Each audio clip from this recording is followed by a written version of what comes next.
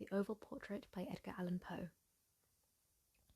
The chateau into which my valet had ventured to make forcible entrance, rather than permit me, in my desperately wounded condition, to pass a night in the open air, was one of those piles of commingled gloom and grandeur which have so long frowned upon the Apennines, not less in fact than in the fancy of Mrs. Radcliffe. To all appearance it had been temporarily and very lately abandoned. We established ourselves in one of the smallest and least sumptuously furnished apartments. It lay in a remote turret of the building. Its decorations were rich, yet tattered and antique. Its walls were hung with tapestry and bedecked with manifold and multiform armorial trophies, together with an unusually large number of very spirited modern paintings in frames of rich gold and arabesque.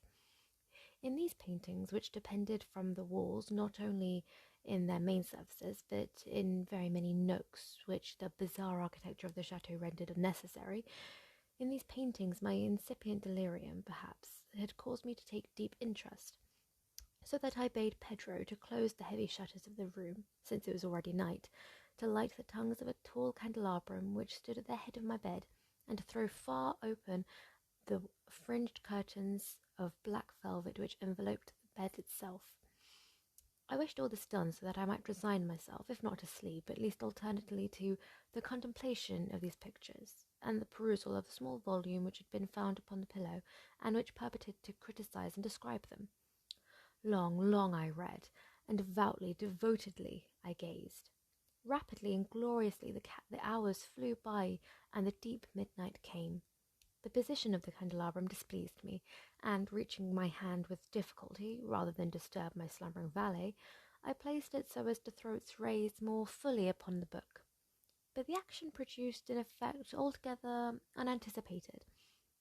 The rays of the numerous candles, for there were many, now fell upon a niche of the room which had hitherto been thrown into deep shade by one of the bedposts. I thus saw in vivid light a picture all unnoticed before. It was the portrait of a young girl just ripening into womanhood. I glanced at the painting hurriedly, then closed my eyes. Why I did this was not at first apparent even to my own perception, but while my lids remained thus shut, I ran over in my mind my reason for so shutting them. It was an impulsive movement to gain time for thought, to make sure that my vision had not deceived me, to calm and subdue my fancy for a more sober and more certain gaze. In a very few moments I again looked fixedly at the painting. That I now saw aright I could not and would not doubt, for the first flashing of the candles upon that canvas had seemed to dissipate the dreamy stupor which was stealing over my senses, and to startle me at once into waking life. The portrait, as I have already said, was that of a young girl. It was a mere head and shoulders done in what is technically termed a vignette manner, much in the style of the favourite heads of Sully.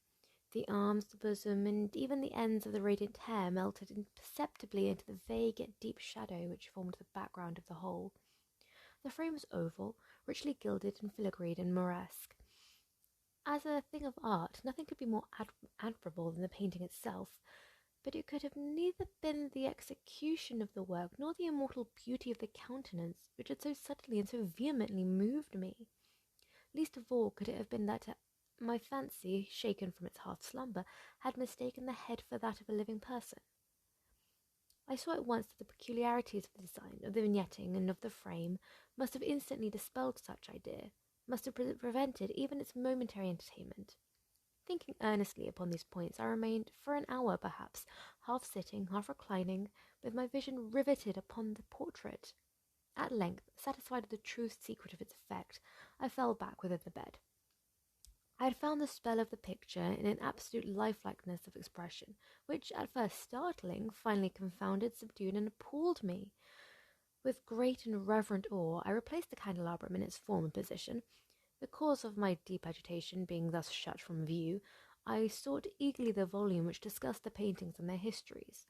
Turning to the number which designated the oval portrait, I there read the vague and quaint words which follow. She was a maiden of rarest beauty, and not more lovely than full of glee. And evil was the hour when she saw, and loved, and wedded the painter.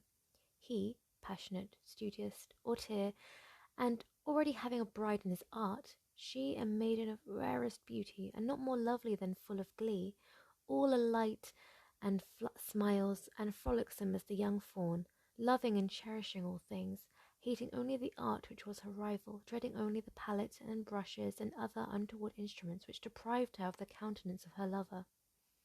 It was thus a terrible thing for this lady to hear the painter speak of his desire to portray even his young bride. But she was humble and obedient, and sat meekly for many weeks in the dark, high, turret chamber, where the light dripped upon the pale canvas only from ahead. But he, the painter, took glory in his work, which went on from hour to hour and from day to day, and he was a passionate and wild and moody man, who became lost in reveries, so that he would not see that the light which fell so ghastly in that lone turret withered the health and the spirits of his bride, who pined visibly to all but him. And yet she smiled on, and still on, uncomplainingly, because she saw that the painter, who had high renown, took a fervid and burning pleasure in his task, and wrought day and night to depict her who so loved him, yet who grew daily more dispirited and weak. And in sooth some who beheld the portrait spoke of its semblance in low words, as of a mighty marvel, and of proof not less of the power of the painter than of his deep love for her whom he depicted so surpassingly well. But at length, as the labour drew nearer to its conclusion, there were admitted none into the turret, for the painter had grown wild with the ardour of his work, and turned his eyes from canvas merely even to regard the countenance of his wife, and he would not see that the tints which he spread upon the canvas were drawn from the cheeks of her who sate beside him. And when many weeks had passed, and but little remained to do, save one brush upon the mouth, and one tint upon the eye, the spirit of the lady again flickered up as the flame within the socket of the lamp. And then the brush was given, and then the tint was placed, and for one moment the painter stood entranced before the work which he had wrought.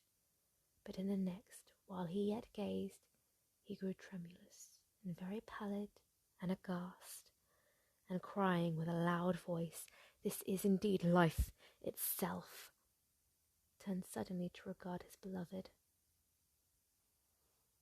She was dead.